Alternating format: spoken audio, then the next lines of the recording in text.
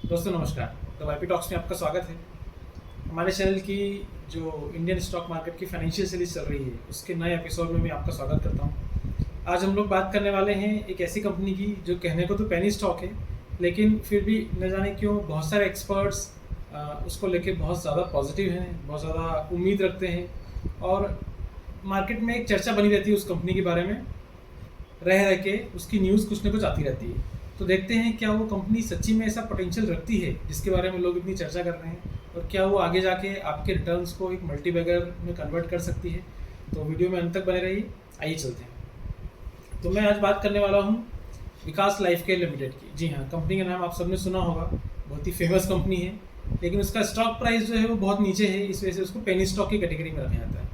तो उसकी एनालिसिस करने से पहले सबसे पहले हम लोग ये देखते हैं कि आखिर कंपनी बिजनेस करती क्या है।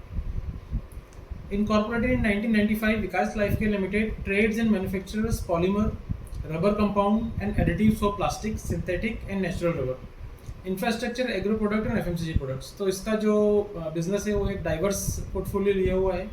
ये रबर सेक्टर में काम करती है, पॉलीमर्स में काम करती है, ट्रेड भी करती है, मैन्युफैक्चर भी करती है, एडिटिव्स भी बनाती है प्लास्टिक्स के लिए, और दूसरा ये एग्रो प्रोडक्ट्स और एफएमसीजी प्रोडक्ट्स में भी इन्होंने अपना बिजनेस स्टार्ट किया है। तो एक डाइवर्सिफाइड पोर्टफोलियो लेकर ये कंपनी बिजनेस कर रही है। Company deals in various business segment including polymer and rubber commodity, bulk consumption, compounds and master batches, manufacturing upcycle compound with industrial and post consumer waste, and scrap material like EVA, PVC, PP, PE, etc. तो company का जो business है, core business है, वो mainly जो है वो polymers और रबर्स में है। अब जाके ये कंपनी एफएमसीजी और एग्रो प्रोडक्ट से भी आगे आई है। तो ये मैंने आपको बेसिक एक मोटा मोटा बताया कि कंपनी के बिजनेस क्या है, क्योंकि किसी भी कंपनी में इन्वेस्ट करने से पहले हम लोगों को पहले पता होना चाहिए कंपनी किस सेक्टर की है और उसके बिजनेस पोर्टफोलियो में कितना डाइवर्सिफिकेशन है। तो आइए अब चलते हैं कंपनी के फंडामेंटल एनालिसिस डिस्कस करते हैं। कंपनी का जो मार्केट कैप है, मार्केट कैप 474 करोड़ रुपीज़ है, मतलब ये एक तरीके से माइक्रो कैप कंपनी, बहुत छोटी कंपनी है। कंपनी का करंट स्टॉक प्राइस जो है वो 3.30 रुपीज़ है, मात्र 3 रुपये 30 पैसे में ये स्टॉक आपको मिल रहा है, इसलिए शायद इसको पेनी स्टॉक की कैटेगरी में रखा गया है।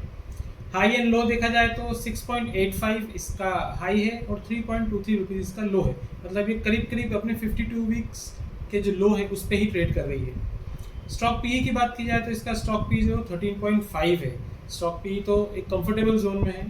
बुक वैल्यू की बात की जाए तो 2.20 है, मतलब ये अपने बुक वैल्यू से ऊपर ट्रेड कर रही है। डिविडेंड कंपनी देती नहीं है। आरओसीई की बात की जाए तो 25.4% है, एक छोटी कंपनी का 25.4% का आरओसीई बहुत अच्छा माना जाता है। आरओई की बात की जाए तो 21% है, आरओई भी बहुत अच्छा है। फेस वैल्यू जो है उसकी 1 रुपी है। रिजर्व्स की बात की जाए तो विकास लाइफ केयर के पास 172 करोड़ के रिजर्व्स हैं, और डेट की बात की जाए तो इनके ऊपर 13.3 करोड़ का डेट है। इसका मतलब कि इसके डेट के मुकाबले कंपनी के पास रिजर्व्स बहुत ज़्यादा हैं, तो कंपनी सेफ जोन में है और ऑलमोस्ट डेट फ्री कह सकते हैं। ईपीएस की बात की जाए, अर्निंग पर शेयर इसका मात्र 0.30 रुपीज़ है, बहुत अच्छा नहीं है।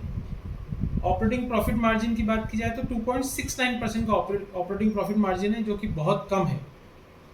सेल्स की बात की जाए तो लास्ट ईयर की जो इनकी सेल्स थी वो 443 करोड़ रुपीज़ थी, अच्छी खासी सेल्स थी। और क्वार्टरली सेल्स की बात की जाए तो 131 करोड़ रुपीज़ की सेल्स थी इनकी लास्ट क्वार्टर में।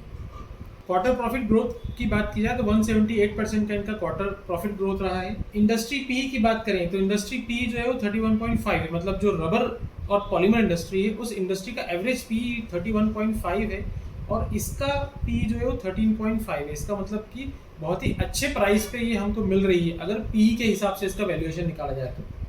प्रमोटर होल्डिंग की बात की जाए तो प्रमोटर होल्डिंग जो है वो 11.4% है, बहुत ही कम प्रमोटर होल्डिंग है।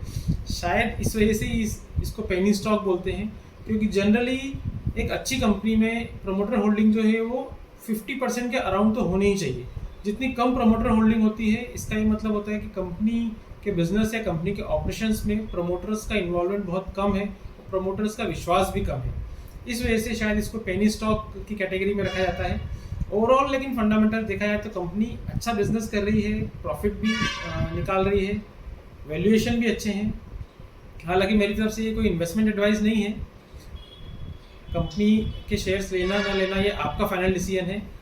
मेरा मकसद था कि कंपनी के फंडामेंटल्स आपके साथ डिस्कस करूं और आपको कंपनी के जो प्रोज एंड कॉन्स है उनके बारे में बताऊं। अगर ये वीडियो आपको पसंद आई तो प्लीज़ लाइक करें, चैनल को सब्सक्राइब करें और कमेंट बॉक्स में कमेंट करके ज़रूर बताएं कि आप आगे किस कंपनी के फंडामेंटल्स मेरे साथ डिस्कस करना चाहते हैं। Thank you very much. अगर ये वीडियो आपको पसंद आई